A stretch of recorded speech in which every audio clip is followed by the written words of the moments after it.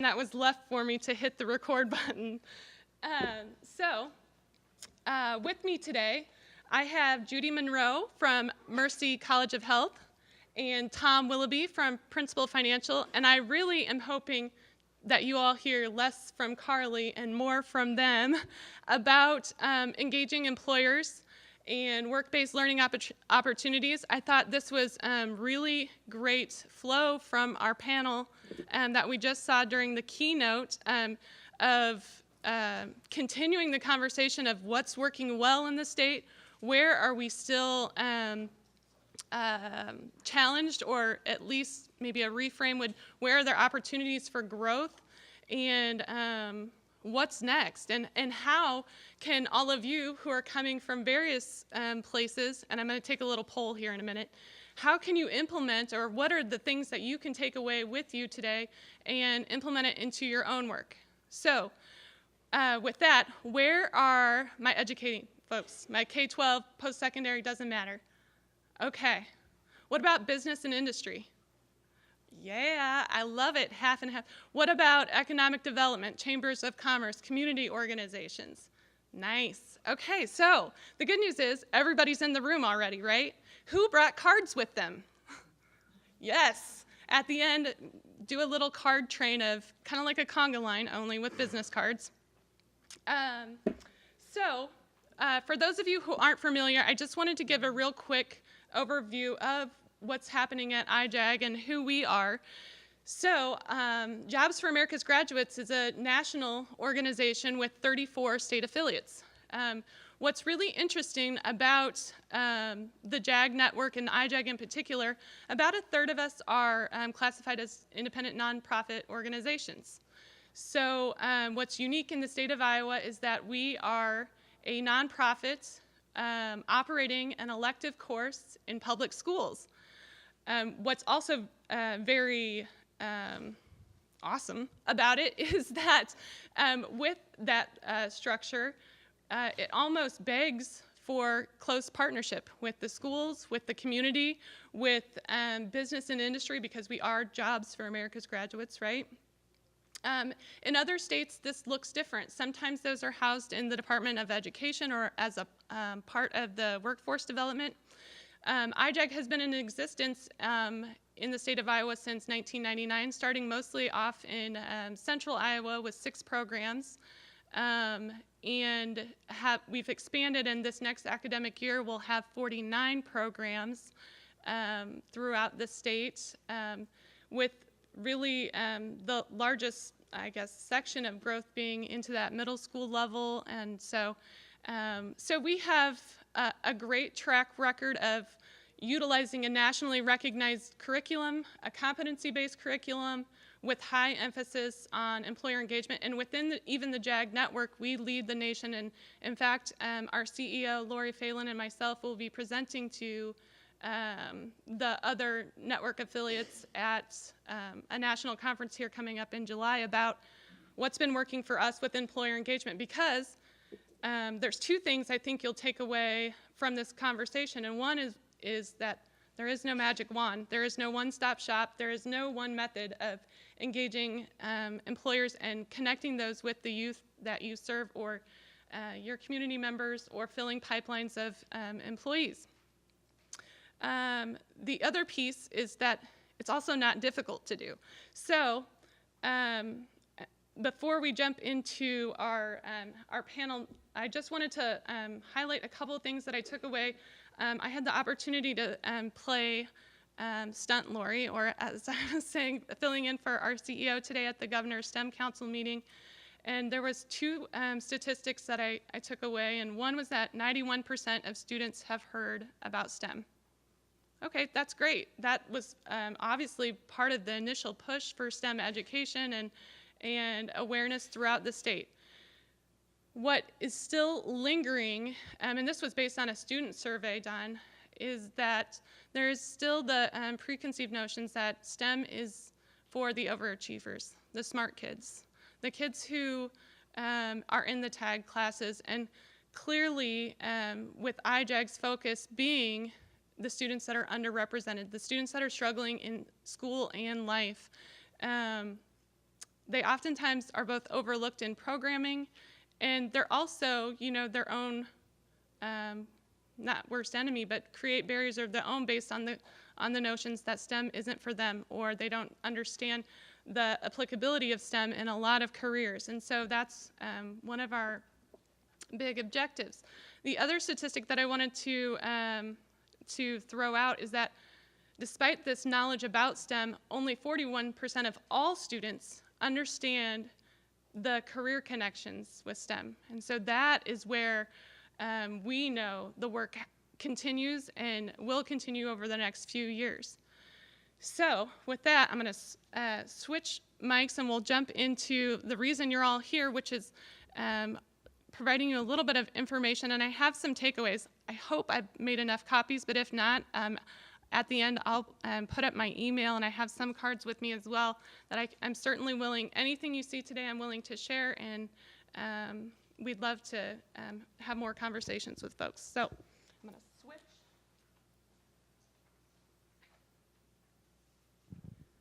Okay. Ooh, yes. All right.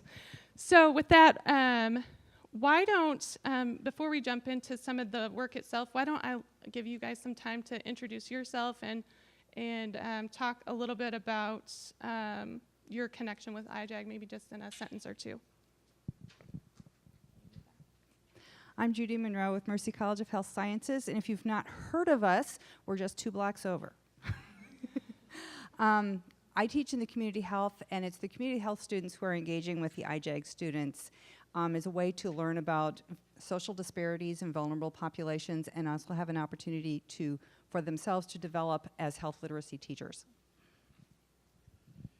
I'm Tom Willoughby, Principal Financial Group. I'm an IT project manager by trade. I manage software development teams for our life insurance market centers. That's kind of my day job, what Principal pays me to do. I've got a tremendous passion for helping out youth of this state, and specifically our IJAG students. So I manage and lead our partnership with IJAG. We've got over 80 employees currently, and well over 100 that mentor and help IJAG students across the state. Excellent. So over the years, IJAG has created we call it an employer engagement model or a work-based learning model, and this is what I have up on the screen. And I also have this as a takeaway that as you're leaving today, we'll provide for you. And essentially, it is a spectrum of activities that employers and community organizations can engage in our classroom. What I'll tell you is that, and I think these guys will also echo this, is that sort of that entry point for folks can vary. And we'll talk a little bit more about that as we get into the work itself. But hey, that's Chris. Chris is right here in the front row. Appreciate it. Yeah, thank you. Sorry about that.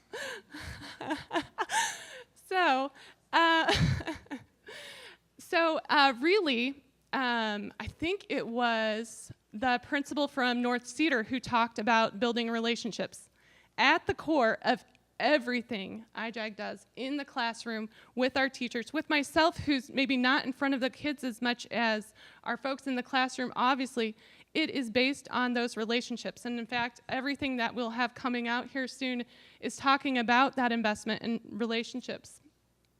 So the very first thing that, as I go and I travel the state to engage employers into our different classrooms, I ask them to think about their story. I think it was Jen from North Cedar that mentioned about, tell them about your career pathway. And really, for our students, we take that maybe even one step further, and granted they're high school students versus maybe elementary, but we take it one step further in, talk about your business, talk about your career pathway, and talk about the road to get there, your personal story. Because embedded in the IJAG curriculum and in the activities, the leadership and character development projects that we do in the classroom, at the core of what we do is owning our story. All of us have our story. All of us have had bumps and curves in the pathway to wherever we have landed. But when you go into an IJAG classroom and you're wearing a jacket or you're dressed in professional wear, that's not the first thing our kids see, and it's crucial, and any community-based organization gets this too. It's crucial for that connection to be made, that when I see you at Hy-Vee or at the gas station, I know who you are and you know who I am. And so in addition to you telling your story to our students, we say, let them tell their stories and listen. Our students have really put me into awe in many situations about how open they are. We have our students up at the Hill once a year, and this year I heard amazing stories that took an incredible backbone to tell to our legislators, and they do the same when folks come into their classroom. We also create a space in which they feel safe to do that. One of the things that when I first met Lori Phelan, our president, she told me, she said, IJAG is a family. And I thought, yeah, okay. But as I asked the students, they say, this is my safe space. This is my family. So that is what you're going to see. And that is what you'll see in that circle one. We call it the meet and greet, but really it's that sharing of stories. I see pathway stories as well. We also begin sort of in the back room of things, talking with the employers about what opportunities do we have to build collaborative projects. One of the things that came out of the STEM Council meeting this morning was that we have a lot of existing resources. We don't really have the strong need to build new buildings. We have resources existing in our classrooms, out on work sites, that we can be creative. And one of the things how we do that is through projects in our classrooms, and we'll talk just a second about that too.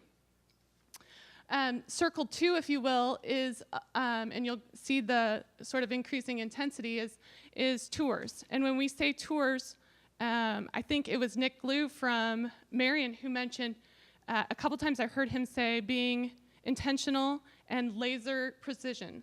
So we have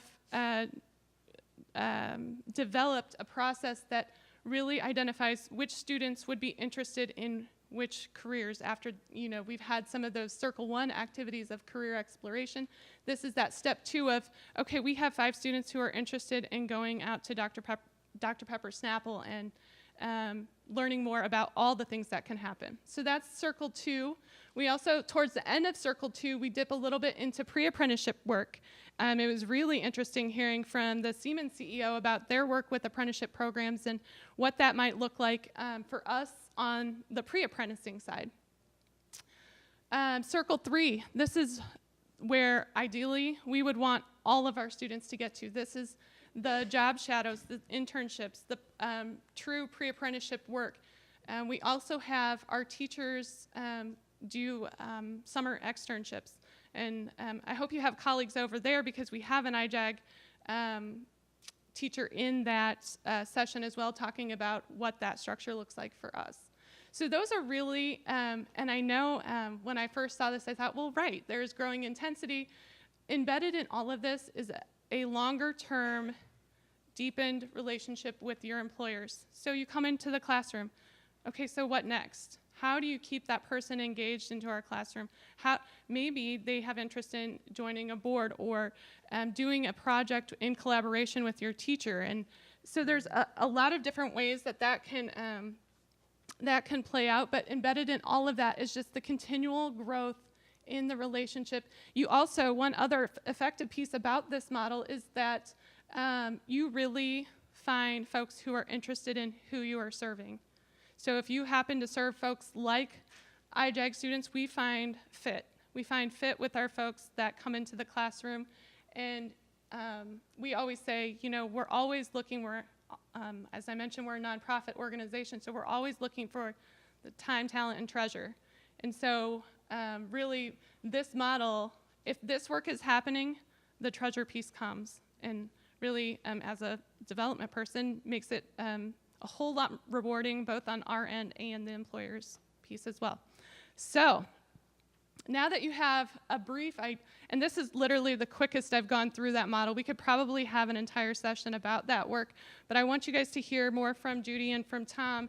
And so let's start with you, Judy. So just to give a little bit of background, Mercy college is really sort of in that first circle, if you're looking at the chart, definitely edging into the second circle. And so I'll let you kind of talk a little bit about your experience with IJAG and lessons learned. So in community health, students learn work with patients who are not acutely ill. They are not in the hospital. They're out in the environment, out in the community. And they learn about what all affects health, whether that is our clean water, what is our air like, what does your education, how does that affect your health, and they learn a lot about social determinants. And so for us, partnering with IJAG gives them that social determinant connection. We have been engaged in one classroom for several years, and that has been with our RN to BSN students. These are students who already have their license, they've been working for a while as a nurse, and they've decided to complete their bachelor's degree. And those students have been embedded in a classroom once a week for 10 weeks. And they learn the students' stories, and then they work on health literacy. What do these kids want to learn about, whether that is how stress impacts me, how does that impact my life, what do drugs and alcohol do to my body, what does that do to my family, what does that do to relationships, sexually transmitted diseases, how do you become a nurse? Anything those kids want to talk about, if it has to do with health, those students are engaged with it. Those students come away and they tell me in their journals, wow, I had no idea. Thank you so much. This was a population I didn't even know existed. I will react to the mothers I work with now very differently because I have a different story of their background. And so they're coming out having learned about a vulnerable population that they didn't really know how to interact with when they saw them in the hospital, and now that they have a backstory, because the kids readily share. And they've met kids who are very motivated, and they've met kids who are not motivated, and they wrestle with what's the difference between them and how do I as a nurse interact differently with them. So from there, Lori and I got together and we started talking about how can we expand that. And in the spring, we are looking to expand this to my pre-licensure students. So they are not licensed, they're in their 7th of 8 semesters. And they've done a lot of work with patients in the hospital, and now they're coming to me and I say, okay, how do we keep them out of the hospital? What about their environment, their life? What can we do to impact that, whether that is in a global situation by being an advocate or one-on-one? And so our goal is that next spring, these pre-licensure students will go into all 6 classrooms in the Des Moines area in pairs for a 3-week tour, if you will, 3-week session, and then 2 more students will come in and take their place. And that first week is that storytelling that we just heard about. Who am I? Who are you? Our pre-licensure students we have students everywhere from that traditional college-age student, that 18-year-old, to mid-career, life-changing people. We have people who are single parents. We have people who have struggled all of their lives and they're doing their best. They moved out of the home a bad home at 18. They're working, they're putting themselves through school. You know, it's the whole spectrum. So we're very hopeful that as they tell their story, that the IJAG students will see a connection with themselves and can see this is someplace I could go because this person did. So what will my students be doing? First, they're learning. One thing that nurses do is we assess. So in that first week, they will be assessing those students and what do you want to learn about on that spectrum. Second week, they're going to go in. We will have given them a health topic, and they will teach that health topic so they can go in that second week knowing this is something that the teachers asked for that will benefit this group of kids. The third week, they will go in and teach the topic that the students gave them. And so all of the classrooms will be a little bit different on that third week. For my students, our engagement, that gives them that opportunity to meet that group of people, that vulnerable population. It gives them the opportunity to practice their teaching. One of the things nurses do is teach, whether that is one-on-one at the bedside, whether that is small groups in the community. But they have to learn to do that. You know that. You can't just walk in and tell someone something and expect them to have learned. They have a whole class on teaching and learning, and they learned, they practiced, and now I'm giving them a topic, and they have to run with it with whatever population I assign them to.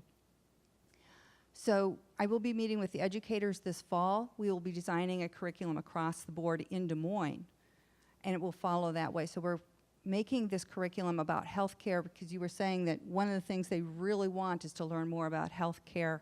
How do people get into that? What do I need to do to prepare myself for a career in healthcare, whether that's as a certified nursing assistant or as an RN or surge tech or whatever that is? They've got a little bit of a connection then with Mercy College.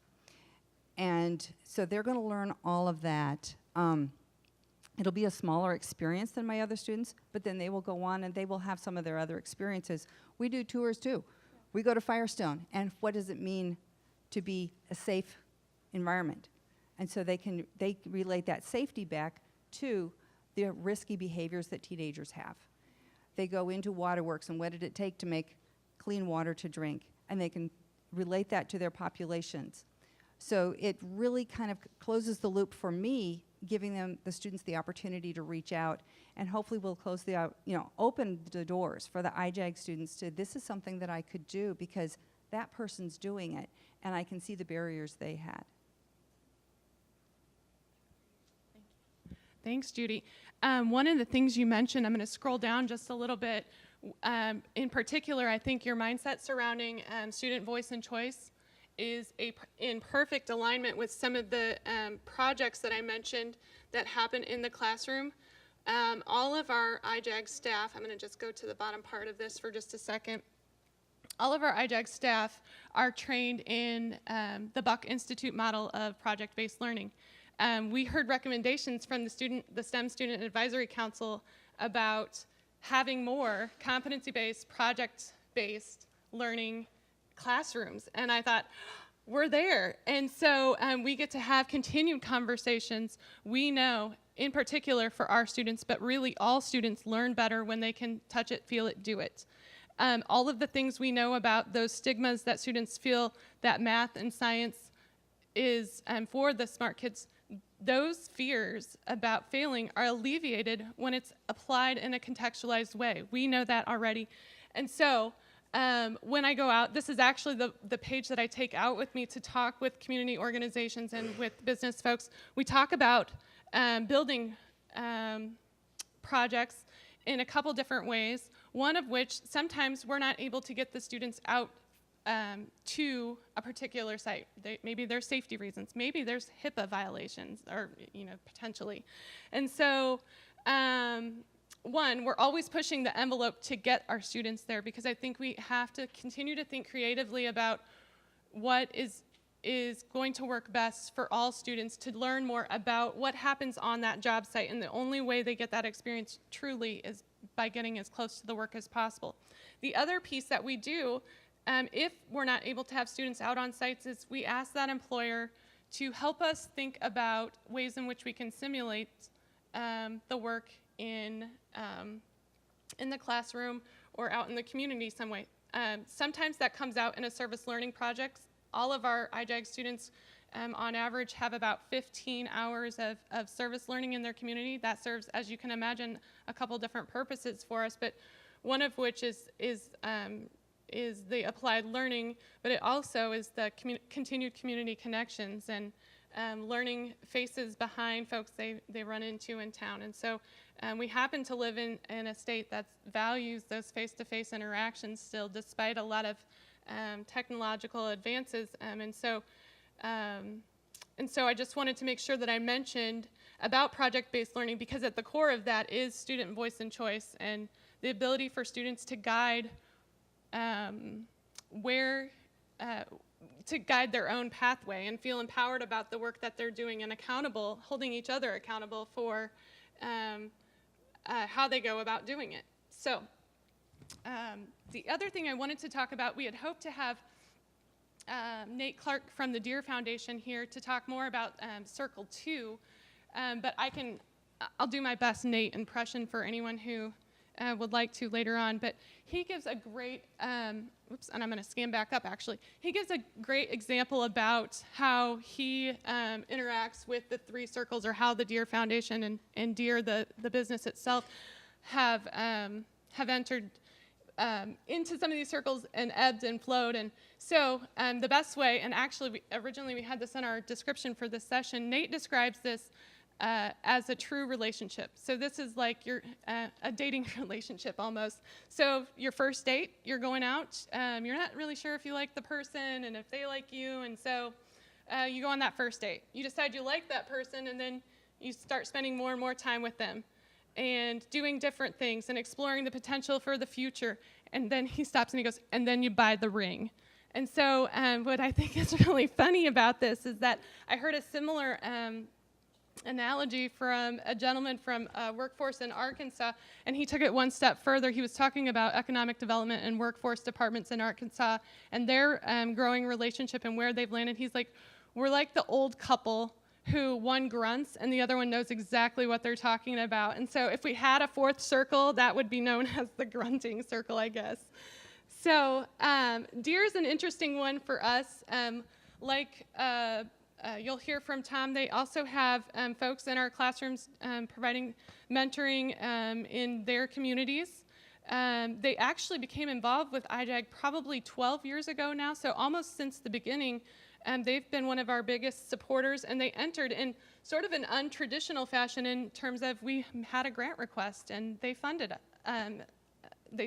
And so, and now we're one of their largest educational supporters and programs. And as I mentioned, they have mentors. I think they had 28 mentors this year in our classroom. They also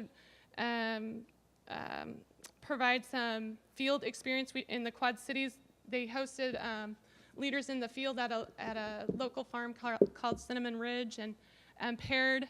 It's actually an alternative school that we're in on the Illinois side with ag students from North Scott. So, and that was a learning experience about learning about the farm, but what was even more of an experience from my perspective was watching the two groups of students interact and their conversations and the hilarity that kind of came from some of the things that they were talking about. And so I wanted to mention them because clearly they're in that circle too, and what's kind of exciting is that they're now exploring what else can we do, where else might we fit things in, how do we get our students or your students closer to the work, and so we continued on that spectrum with them, and it's just really exciting.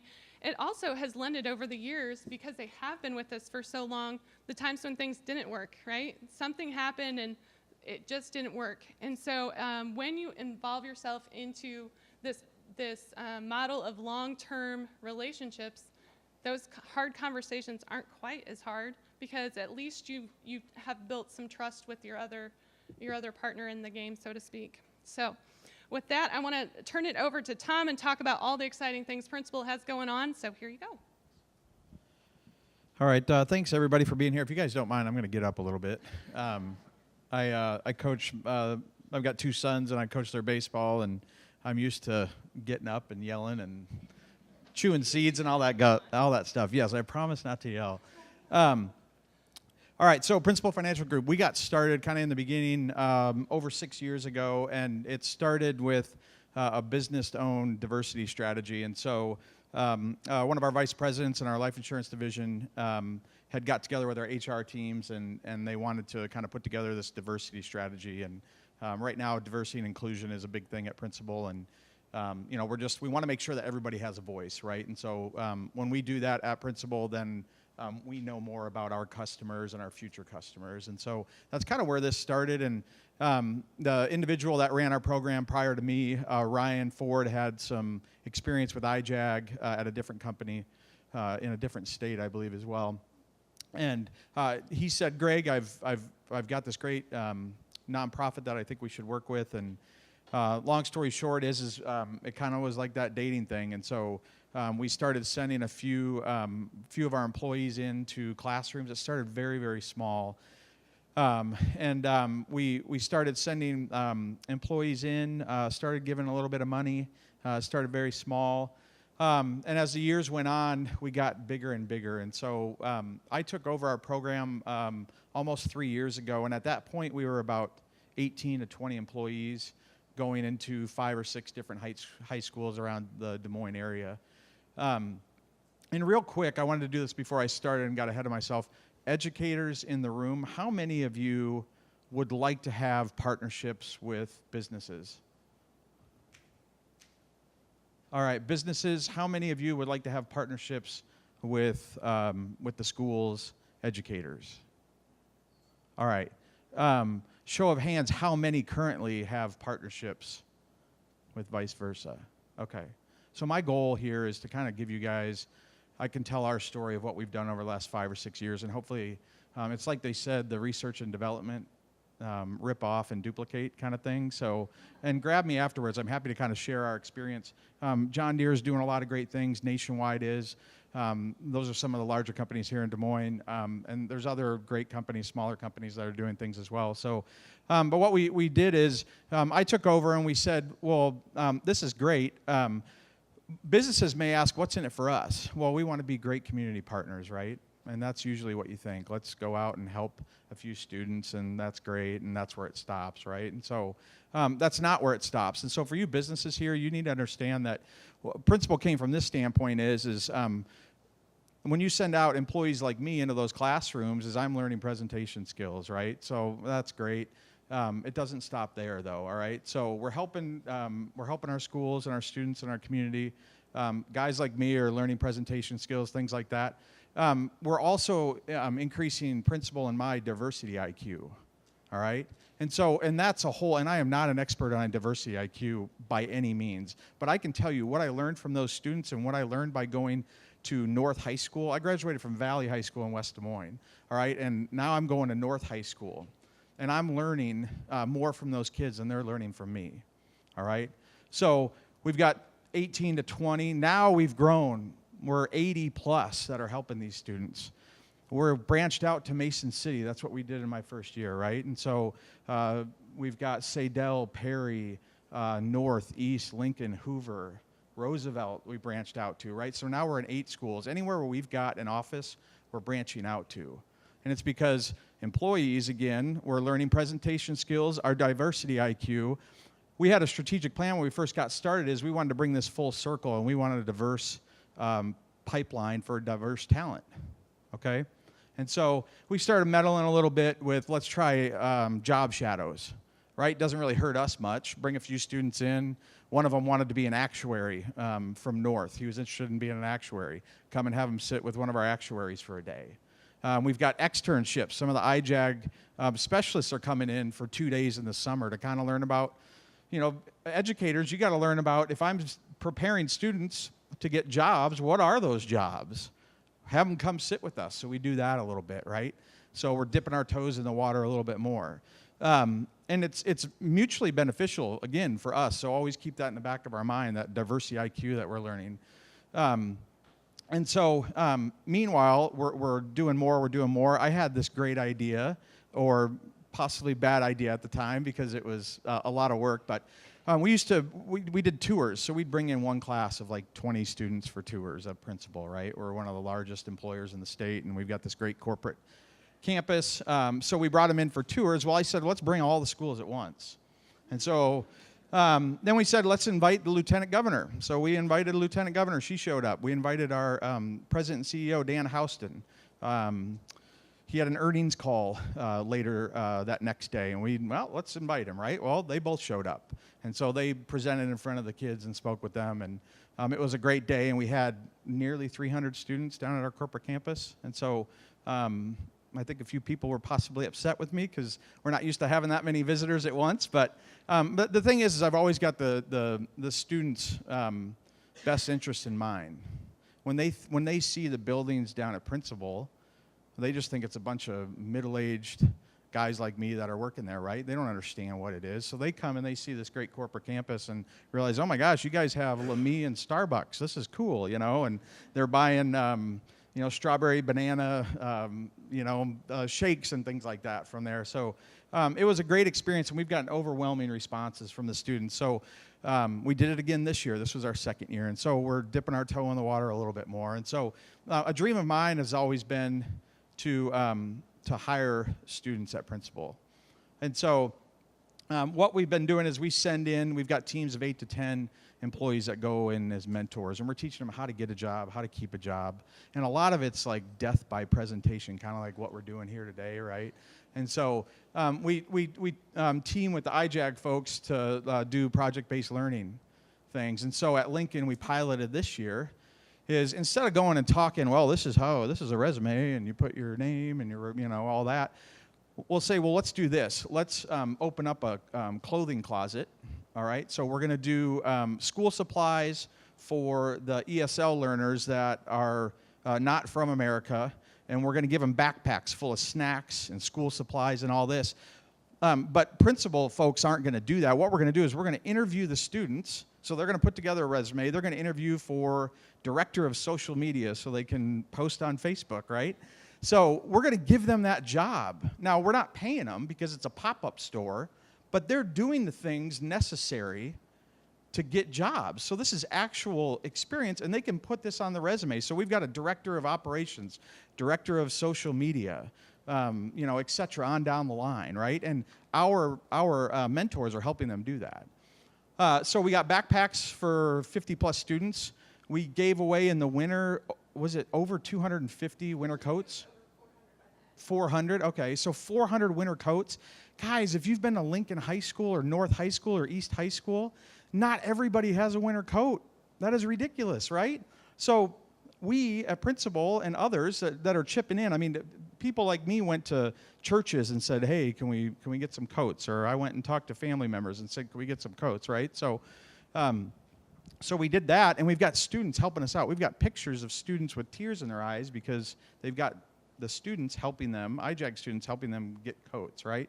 So there's a prom clothes drive, right? So, and we're just kind of like sitting around like, hey, this sounds like a great idea. Let's try this. Meanwhile, all those students are getting the experience, right? So it's service learning. I think we've heard about that before. So, and we're just like, hey, this is the next great idea. Let's do a big tour. Let's do service learning. Let's do project-based learning. And so that's kind of how we've operated is no idea is a bad idea. And so long story short is I've always wanted to hire them. Like, let's really, really start helping these kids. I can go and talk about how to put a resume together, but really, I mean, okay, that has a little bit of impact. I'm sure they have great resumes now. But so what we did is they're in their third week now, but we hired 10 students at Principal this summer. 2 of them are juniors. 8 of them graduated. All right, I took all of them and put them up in the Principal skybox at the iCubs game yesterday. They got paid to go to a baseball game. And so they got tours again. They're working in our U.S. Insurance Solutions group. They're doing stuff like making phone calls. They're processing claims. They're making call-outs to our agents and financial advisors. I mean, they're getting paid. We're paying them $11 an hour. All right, they're working out in our workout facilities. They've got badges. They are employees at Principal Financial Group. It's not technically an internship. It's a temporary summer job. I can tell you this, that my expectation is our success criteria is that some of them are hired. Right now, I know the students personally very well. Most of them do not have a way to pay for college. So my goal is let's hire them, and then let's pay them to go to college, right? Principal pays X amount of percent for school as long as you get C or better. So, and we've had tremendous early returns on this program. So my goal is that this just keeps getting bigger and better because that's what we've done is every year we just grow it and we keep getting bigger and better. So we're impacting IJAG students. IJAG students are impacting local communities. Example, Lincoln High School, all right? And then I can't tell you what Principal Financial Group has gained is now we have created a pipeline for diverse talent, which is huge in today's market in corporate America, right? Diverse recruiting. And so we've made it very, very real. And what started as this kind of little side gig of volunteerism is we've made it something substantial for one of the state's largest employers. And so whether you're a small company, whether you're a large company, trust me, I've run into some of that red tape. All I did is say, hey, why aren't we hiring them? And maybe 5-6 meetings with HR and legal later, we said, all right, yeah, let's do that. So you just got to do it, right? So I think my goal, and I'll leave you with this, and then we'll turn it back over, is I manage IT teams during the day. That's what I do. What I found is that I love doing this. You have employees that love doing these types of things. The key to success is making those emotional connections, right? I've got every turn, hey, IJAG, can I help? Can I go into those classrooms? You've got employees sitting at your desk that want that, right? And educators, you've got to make those connections because it is very real for those companies. And the companies, you guys need to understand that this can be much bigger than, oh, you guys are great corporate partners, community partners. So I think that's it. Thanks. Thank you, Tom. Woo. All right. Well, thank you. I have 2 quick stories, too, because I got to join them yesterday at the ballpark. And one, I learned about term life insurance a lot. I learned a lot more from one of our students. He was telling me about his world. And the second piece was we had one student who wasn't there, and Tom told me that because they're in, week 2? Of three, yep, of the internship, she didn't want to let her team down, so she stayed to work because she felt like that's where her priority was. And so we talk about our students sometimes in that they are the population of folks that are overlooked, and we know that for all students there are opportunities where they truly get to expect success from themselves, and it's because of folks like you both that we get to see it in action and get to tell other people about it, because it's about that it can be done piece. I wanted to touch on just one more thing, and then I want to give us just a little bit of time for questions and answers, and I'll do my best to run around with the mic for Tom and Judy. And so one of the things that we just touched on briefly that IJAG has just been recognized, and I know Chris from Boone also and several other folks throughout the state have been recognized as a pre-apprenticing program. And what that does is it's solidly in that third circle of getting students closer to the work, and it's connecting with registered apprenticeship programs. And so we're the first statewide organization to be recognized, and we're continuing to build. The key piece of that is that your program must be connected with an registered apprenticeship program. And so without that, you can't really, you can do the pre-apprenticing work, but you can't be recognized. So I have one just quick example from that. The first employer that signed on was Murphy Tower. They're a cell phone construction and maintenance company out of Carlisle. They're a smaller shop. I forget how many employees total they said, but when we met with them the first time, and this is a great example of that entry point, we met with Pat, the owner, and Dan, the trainer. And we really, the piece that they really clung onto was the pre-apprenticing piece, because their needs were, we're struggling to find individuals that can climb 300-foot towers. Okay. And in fact, even once they had folks in the door, they'd go to do their training, and they couldn't pass the exams that they needed to take in terms of climbing the towers and maintaining those. And so really the approach then shifted of filling an employer need, exposing our students to different types of experiences and opportunities. Murphy, because it's a smaller shop, I think in a lot of ways our students benefit from knowing they can go down the hall and talk to Pat anytime they want. Again, that relationship piece going through. Not that obviously when we have larger companies in our classrooms that those connections aren't made, but I do think that's a true advantage of a smaller shop, in that there's this tighter knit community, if you will. And so the work that we've done with Murphy Tower is really just beginning, although it's in that circle 3, if you will. The work itself is just beginning. They've signed on saying, we believe that, and you'll see on the paper I'm going to hand out to you as you leave, which has the IJAG core competencies, we believe that some of these competencies align directly with our standards. So we're not a skilled trade program. We do not touch on really industry skills. What we touch on that employers tell me over and over and over is that leadership and character development. Do they show up on time?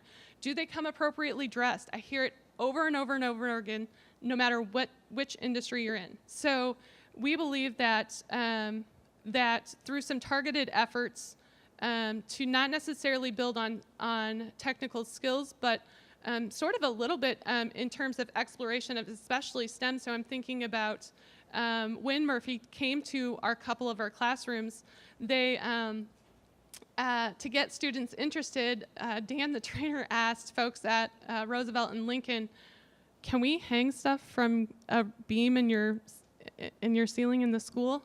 And so I get these pictures of our students not high off the ground, but off the ground in the harnesses, and really getting a genuine experience to initiate those conversations of interest. And I asked Dan, I said, how did you do that? He's like, I just asked them if I could hang stuff from their ceiling. I thought, so simple. So that work is just beginning. We're starting to dive deeper with them about into their apprenticeship standards, because there's a couple of benefits to our students that we see, maybe a couple main benefits, because there's obviously a lot. But one of those is that for folks that meet certain requirements in pre-apprenticing work, they can earn credit in a registered apprenticeship program and cut down that time within a registered apprenticeship program.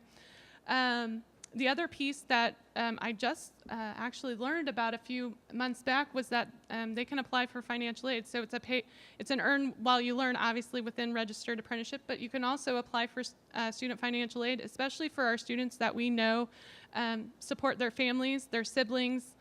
Maybe they have children of their own. It just really depends. But I just wanted to make sure that we talked a little bit about, I feel like I can't get too detailed about some of that work yet, because we're just in that exploration phase, but it's really exciting. It's nice to have a partner that's really committed, much like Tom and Judy. And again, I just wanted to give you all sort of the wealth of different experiences and lessons learned. The other thing that I would just add before we go to questions is that this is a living tool. It's always changing. You'll notice from my printouts that iJag is pretty low budge on the marketing pieces, and that's intentional for two reasons. One, we're a nonprofit. Two, we know that these are living and breathing documents that we need to be responsive to our employer partners, first of all, our students, and then our employer partners, and then our community organizations. And so to do that, we are constantly evolving this, and throughout the years, we've had input from lots of different folks about how we could do things better, and none of that happens unless you have this foundation of walking in the door and making relationships. So with that, we have 13 minutes, not bad, guys, that we can take some questions and answers. If you'll just let me know, raise your hand up, I'll run around with the mic. What questions do we have? Oh, man. Oh, yay. All right. Sure. My name is Melissa Copeland Silver, and I'm with Iowa Vocational Rehabilitation Services. I work with students and adults as job candidates to get jobs in the community. And I have a question for Tom. You were able to cut through the red tape and speak with HR to get students into your company. I realize that you're in Des Moines. If there were a business that had additional questions about how you did that, would you be willing to talk about how you did that with other businesses? Would you be open to that? Not to overwhelm your phone or anything like that, but... I absolutely would. My thing is that we want to help, me personally, I should say, I want to help as many students as I can, right? This is a community thing. So I would absolutely we can exchange contact information. Okay. Wonderful, thank you. More over here. Okay. Excuse me, guys. Hi, I am Molly Timmons from Quattro Composites in Orange City, Iowa. So my question is, with your program and you guys up there too, what are you doing to talk to the students about, yes, they're getting careers that are in advanced manufacturing or in other things where it's going to pay them really good wages at times, but also interfere with that dream home life that a lot of us see Monday through Friday. Getting these students to understand that you might have to work overnight shifts and those types of things. Do you talk about that at all? Yeah, that's a great question. And so we have every student, and this is kind of echoing what Chris Byam at Boone was doing. All of our IJAG students have individualized, we call them IDPs, individualized development plans. And what that does is it becomes the development of that career pathway of what it takes to get wherever that endpoint is. And one of the other things, you know, that I've experienced even in asking students, what are you interested in, is sometimes there is this notion that they can't reach higher than what they are. So part of our role is to give them a wide range of experiences, but also pushing them into places they've never been before, because I don't remember the exact quote, but remember, success doesn't come from comfort zones is essentially the statement. And so that's part of our specialist roles. And I really, I heard the greatest thing from another JAG affiliate, and he said, we never expect perfection, but we always expect excellence. And so I think once that's ingrained in you, and you have some folks that are truly, I'll say this about our specialists, we have a graphic that has them as a superhero. When you have folks that are connected to your mission, whether they're in your classroom or you or these folks as partners who are your champions, that barrier of that stopping point before you've reached your true potential is alleviated a little bit. And I also think that individualized attention and understanding that all of our students come from really different backgrounds, and so how do you make that work within a classroom is really based on knowing your students and providing some planning with them by pulling in experts.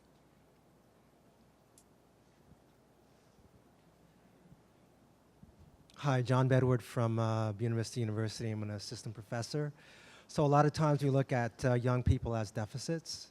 And so I'm interested in hearing about, from the public and the private side, how have you changed institutionally to think about young people?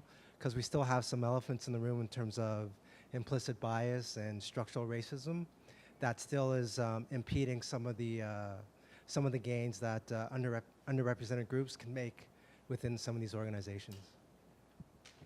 Why don't you all talk? I'll talk about maybe the effects in the school, and then you guys can kind of give some input about how that plays out. You talked a little bit about it with your the diversity IQ increase from you. And then Judy, did you mention community health, the learning from your students? Can you talk a little bit about some of the feedback you've gotten from students about that? Yeah, a lot of my students, although I have a huge diversity of students themselves, if I know who the student is, I try to put them into a situation that would make them uncomfortable, and where they can learn about people who are not the same as they are. And I really see that then in their journals. And had a student last semester, she wasn't with IJAG, but this is my goal that would happen. She, in her journal about the homeless people, was telling me that, you know, they're there because they're mentally ill. And she was in mental health at the same time. And by the end of the semester, she was volunteering with JAPA, which is the outreach group to the homeless. And although I didn't get her to write about that, I mean, there was a major transformation in her thinking just with the exposures that she had. And I see that in my students' journals. And although I have 74 of them at once, and I have to admit that I get to the end of the semester, I don't necessarily know all their names yet. I've read all of what they've written, and I see that transformation. As far as the college is concerned, we are very concerned about partnering with people. We're very concerned about reaching out to vulnerable populations, very much into introducing our vulnerable populations and our underserved students to the college experience, and how can we get them to recognize it. One of the things that, I mean, I can talk about my own personal experience. I spend part of an afternoon of every week at Oak Ridge neighborhood working with the refugee population, and I bring them to Mercy College often, and we talk about this is a job you could do, and their instructors there at Oak Ridge talk about how can you get the money, where can you get the supports to come to us. We really want that. We have programs to bring them in. How successful that is I see who makes it to my program, makes it to 7th semester, but I have quite a diversity of students there for the size college that we are. But my goal as the instructor is to introduce them to that diversity so that they are comfortable with it.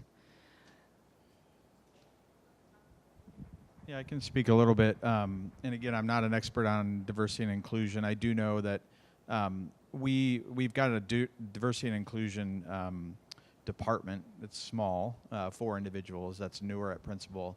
Principal has recognized that it's imperative that if we want to grow as a company that we meet kind of our customers and understand our customers. In order to do that, we need to employ a cross-section. And we need to be a diverse workforce. And so what we did and are doing is our employees are going through diversity and inclusion training. And so we took 50 managers that would potentially work closely with our summer hire group. One of the summer hire group is Caucasian. The rest are either African American, Latino, Hispanic. And so they all went through diversity and inclusion training. We understand that it's important that we hire diverse candidates, and so it makes us a better company. And so we talk about our CIO talks about even if you think about meetings and the individual that's not talking, what are we losing by that individual? So as a software development manager, I call on people that don't talk. Because what are we missing out on by you not speaking up? You may have the best idea in the room, but you may be too shy, right? And so that's where and I'm not pointing at you, but as an example, but how you are different and diverse, and diversity is much different than what we see, right? Okay? And so one of the individuals in our diversity and inclusion group is a veteran. She is a Caucasian female, 35 years old, and she says, "What is diverse about me?" And people have to guess, right? Now, somebody guessed it right. They said, "I know you're a veteran." Yes, that makes me diverse, right? And so that's the way that we at Principal think of as diversity. And so by you being shy, you may have the best idea in the room, and so we need to call on the people. So we're starting to go there, and I don't know if other companies and businesses are doing that. I would imagine in some way, shape, or form they are. But at least I and others close to our program and our hiring and recruiting understand that diversity is a strength that we must move towards in order to strengthen and grow our company. I would add just a few things about that piece. And one of the things I'll go back to just creating that safe space. So system change, we all know, is hard work. So systems within a school really have, because we're working with our students and we have a presence and our students have that safe space, those difficult conversations can be had. And I had the opportunity to go, I'll give an example, to Waterloo East. Well publicized the tensions between the African American community and police, much like we would see mirrored across the country. And what was really interesting was that particular day, I was with the 9th and 10th graders. The journal entry was, "What is a family?" And so I brought with me that day United Way folks who were sitting on a panel, and it just happened to have the Black Hawk County Sheriff, a Cedar Falls Public Works person, and a retired police officer as well. And I thought, this is going to be good, because we have set the stage of this safe place where our kids feel empowered to use their voices. And but we're also sensitive to the fact that some may not be there yet. And so one of the greatest things that I've taken from this past year with IJAG really has been this experience of that journal entry. The teacher said, "You guys don't have to share with our guests your responses if you don't feel comfortable." And I thought, okay, that's reasonable to expect. And we got towards the end of class. They went on to some other things. I think they were doing resume development, actually. But we got to the end of the class, and one of the girls raised her hand and she goes, "Are we going to share our journals or what?" And so the teacher said, "Yeah, you want to." And so then a few others chimed in. All of them had different family situations. One girl talked about her parents being loving and supportive, and another girl talked about we can't keep letting parents drop us off at relatives and not be there for us because they're going to continue to do it. Others talked about how they're providers for their family and that they feel like they've grown up way before their time. And so that is a beautiful thing when you see it unraveling, because we've not only opened up a dialogue in our classroom, but it extends out into the community. The other thing that I would say about that is related to our service learning. It's one of the favorite things that I hear from students they love to do, and it is all about engaging with your community, whoever that might be. I have pictures of students at the Y. I have pictures of students participating in United Way Days of Caring. I have students ringing bells for the Salvation Army. Obviously, the coat closet was very successful this year. That all plays a larger role well outside of IJAG, well outside of career paths or STEM, but just how do we develop good people? How do we continue to build character and empower our youth to use the tools they have? So that's my sappy version of all of that. But any other questions before? Oh, have I gone over? Of course I did. Thank you all very much. If you do have questions, I brought some cards, but thanks to Tom and Judy as well.